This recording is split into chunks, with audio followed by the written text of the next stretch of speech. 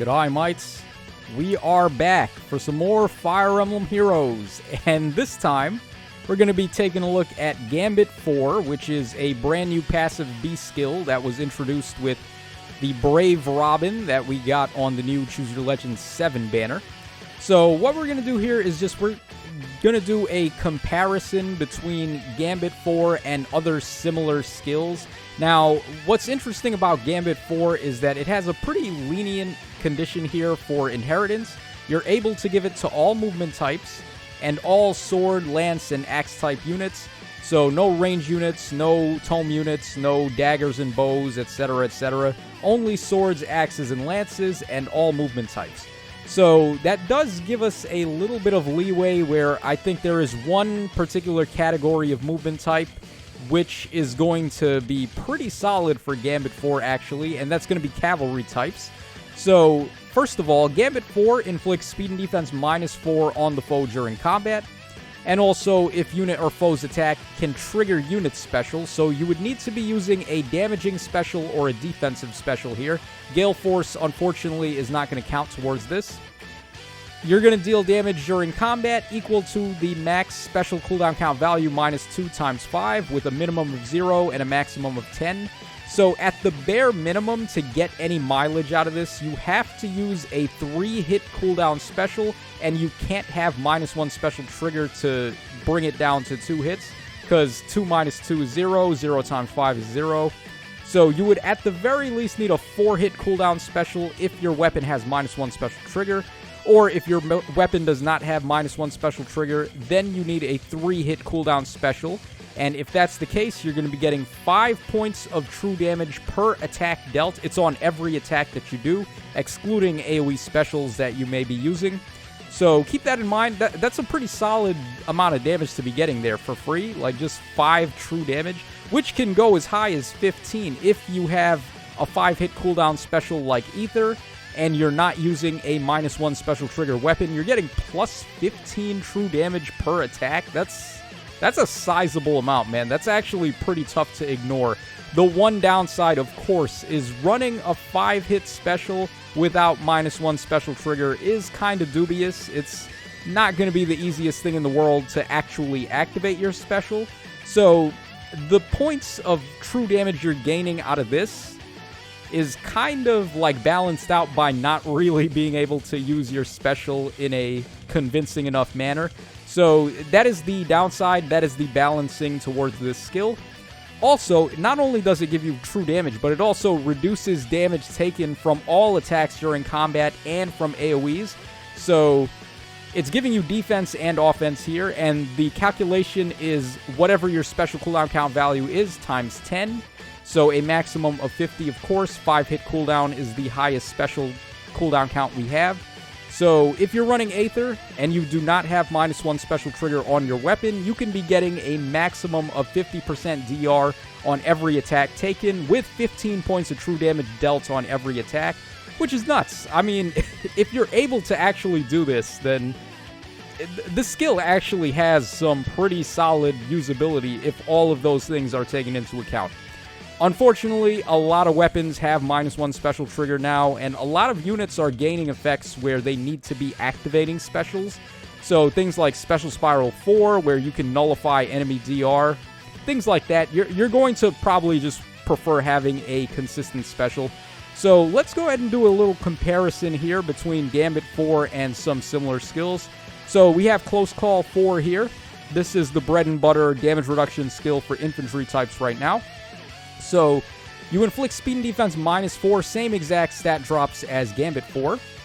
You also get a portion of Phantom Speed 3 there. You're gaining +7 Shadow Speed for speed checks only, which is very helpful considering how crazy the speed meta is right now. And then also you get Dodge, but a little bit better than normal Dodge, because this one goes up to 50%, and it's 5 times the difference between stats. Whereas regular dodge is 40% for the maximum and 4 times the difference between stats. So Close Call 4, of course, is very nice. And also, you get the hit and run after combat, which can come into play quite well. And it's pretty strong on, particularly in summoner duels, where you can attack an enemy, close call back, and then if you have Kanto support, you can cancel one further away. So close call 4, I would say, for infantry types is just better than Gambit 4 overall. Then we have Null C4, another infantry exclusive defensive skill here. This one does attack and speed -4, so you're adding a little bit more durability there. You're also nullifying fire sweep effects, which are everywhere, and a lot of offensive units are very reliant on fire sweep now. Units like Legendary Hinoka and Legendary Veronica that have no defense whatsoever, they're just all offense class cannons. And if they're not able to use their fire sweep effects, you can easily get rid of them. So Null C Disrupt 4, because of that, is a very highly contented skill. Yeah, I guess that's the word I was looking for as far as baiting for infantry types. And you also get 30% DR on the first hit, which is very good. So again, I would say Null C4 is probably better overall for infantry than Gambit 4. Next up, we have the flying skill that we're going to do a comparison with, which is Guard Bearing 4. So you're inflicting speed and defense -4 with Guard Bearing 4, which is the same stat drop as Gambit 4. You also get damage reduction on all attacks and AoE specials, depending on what is the condition here. So if it's the first combat initiated by the foe during the turn, you're getting 60% flat, which is pretty nuts. And any combat afterwards is only going to be 30%. So for the first combat initiated, you're getting 60% DR, which is just flat out better than Gambit's potential 50% DR. But then on consecutive attacks afterwards, after the first, then it's only 30%. So for your second combat, your third combat, etc., you're not going to be getting as much DR. And you're not getting the bonus damage either, which Gambit 4, if you're able to get this 15% true damage, that could be pretty huge. Although I would say the consistency with Guard Bearing 4 is just better. It outweighs Gambit 4 in my opinion. Even though the damage is nice, like I said, having a special that you can really activate is probably just better in the long run. And also, another thing about this is that you have to tank your special. You have to run a deliberately high-costing or special skill to get the full 50% DR there. Whereas Guard Bearing is very lenient with the DR. You just get it. You don't have to worry about using a high-cost special. So I would say Flyers have their DR special already set, or DR passive already set. And then finally we have Armors. So they get Savvy Fighter 4, which is probably their premier skill for damage reduction right now. Gives them attack and speed -4 on the enemy, and then it gives them null follow-up as well, which is pretty tight. So that's a very strong effect. Also, if their speed is better than the foe's speed -10, which is only for the speed check here, and speed -10 is insane. That's a very high number. You're getting 40% DR on the first attack. And it counts for brave attacks too. So if you get hit twice in a row, then it would be the first and second attack on a brave weapon. So very strong stuff. Savvy Fighter 4, I would say, also is just better than Gambit 4 in the long haul. If you're just looking for DR, and you don't have to worry about tanking your special there. So for Armors, Flyers, and infantry types, as we took a look at, I think they do have better options than Gambit 4. Now, the only similar skill that would be available to Cavalry types would be Brash Assault 4. So what this one does is, if you're not at full HP and you initiate combat, or if the foe's HP is full and you initiate combat, you're inflicting defense and res -4. You get 30% DR on the first hit, and then you make a guaranteed follow-up, and your next attack deals damage equal to 30% of the damage you reduced from that first hit. So it does add damage, and it does give you some DR, and it does some stat drops. So Brash Assault 4 is still pretty solid overall, and it's doing, for the most part, the same stuff as Gambit 3, or Gambit 4 rather, and also anyone can get it. It's very easy to obtain. You just have to part ways with your duo Shamir if you even wanted to sacrifice such a busted unit in the first place. But this is very good fodder for your rearmed heroes, so you can pass it around easily. And overall, I would say Gambit 4 is probably just a slight bit better than Brash Assault 4. Although Brash Assault 4 is still in there, so I find it hard to recommend to people sacrificing their Robin to get Gambit 4. I think actually, at the end of the day, the conclusion here would be just hang on to Robin. And if you get more copies of him, you probably just want to go for the merge. His C skill is way too good. Like, we took a look at Flared Sparrow earlier today, and I thought that Flared Sparrow was, if you can get it on a rearmed hero to pass it around more, it's absolutely worth killing your Gulveg for, but I don't think it's worth killing a Robin to get Gambit for when Tip the Scales is so strong, and this is one of those types of units that gets better with merges. So I would say just hang on to your Robin. It's more worthwhile than Gambit 4. But if you must, let's take a look at some options that may be able to benefit from Gambit 4, and we're going to start things off with Summer Shez. She does not have -1 special trigger, so you're free to run a 5-hit cooldown special like Ether on her, and she is really going to benefit from that 15 true damage per attack. She's also effective against all weapon types except for a rare few set of units that nullify effective damage on dragons. So units like Sothis, for example. So that would be really good on her. And she also has Kanto built into her weapon too. So you don't have to worry about giving up Kanto in the B skill to run Gambit 4 on her. There's also the Hentai Kata over here, Harmonic Kata. This one's pretty good. She doesn't have -1 special trigger either. She's got a duo skill that can act as a dance for characters from FE1 or FE3 or FE Heroes, which has no shortage of good units. She also has effective damage against a whole plethora of enemies: swords, lances, axes, bows, and armors, so pretty good. And one of the few weaknesses to this actual Kata here is that she doesn't really have much protection for herself. She's just like all offense and no defense. So to guarantee your safety and being able to get that second hit, Gambit 4 could actually play in really well for this Kata.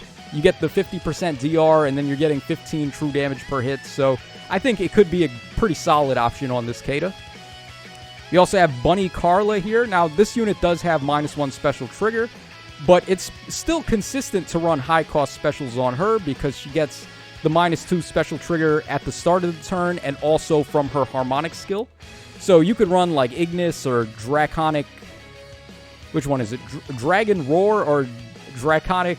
I don't even remember. The 4-hit dragon-named special. The one that gives you 40% or 50% of your attack as true damage. I think it's Dragon Fang. I think that's the one I'm thinking of. Yeah, so you could run higher cost specials on her without really feeling the effects of it. She's a nuke unit too, so she just wants to do as much damage as possible. And another weakness with her, like with Kata, she is a glass cannon, so having the damage reduction from Gambit 4 could really help her out. Then we have Roy over here, Groom Roy. So this guy's pretty good too. He has Kanto built into his weapon. I'm pretty sure he has -1 special trigger, right? Yes, he does. And then he's also effective against dragons and beasts. He ends up being a pretty solid stat ball too, with like all the stats that he can get and the amount of drops he can do on the enemy. He also has Kanto built in, so you don't have to worry about giving up his beast skill and losing a trace. So he's also a pretty good option for it. Then there's Regan and Oter too. These guys are interesting because they don't have -1 special trigger on their weapons, but instead their actual specials get -3 cooldown at the start of the turn. So they only have 3-hit specials to work with, unfortunately, so they'd only be getting the 5 true damage and 30% DR, but it still is pretty cool that they'd be able to do that, and they also are able to they're able to get the DR to protect themselves and do a little bit of extra damage with their pre-charged specials there, so they could be solid options. Then we have the Ellywoods. Legendary Ellywwood is definitely better than Baby Ellywwood for these purposes. He doesn't have -1 special trigger, so Gambit 4, you could take full advantage of Gambit 4 on him if you gave this guy Aether, and of course he gives himself Null Panic and Bonus Doubler. So he can end up looking like a stat ball and really make good use of the true damage and DR. Not quite as much as with Baby Ellywwood because he's got the -1 special trigger, but it's still a pretty solid option for him. Then we have Alfred and Rearmed Crom. Both of these guys are rearmed heroes, so they should be the top priority to get all of your good skills. And they make pretty solid use of Gambit 4 too.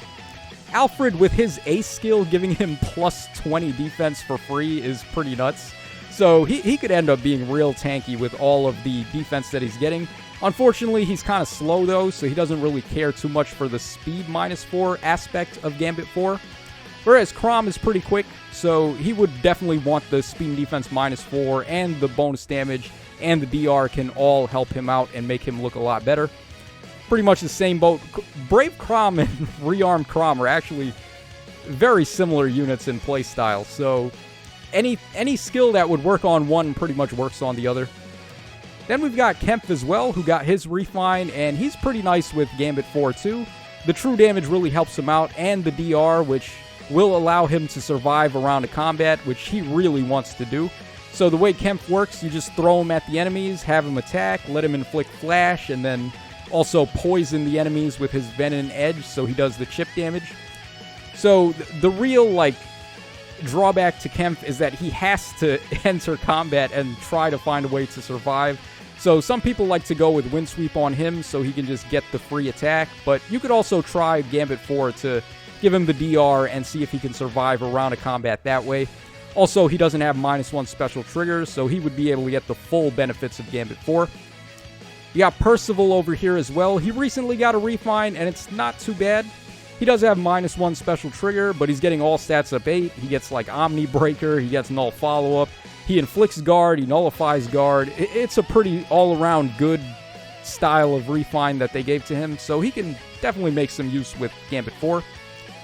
Joffrey as well, he's also another stat ball type of unit. He gets a lot of stats out of his weapon. Does he have -1 special trigger? He does. Okay, so he gets that, but he has Canto Rem built in also. So you wouldn't really have to worry about missing out on, near trace on this guy to, lose on having Gambit 4 and not being able to have Canto on him.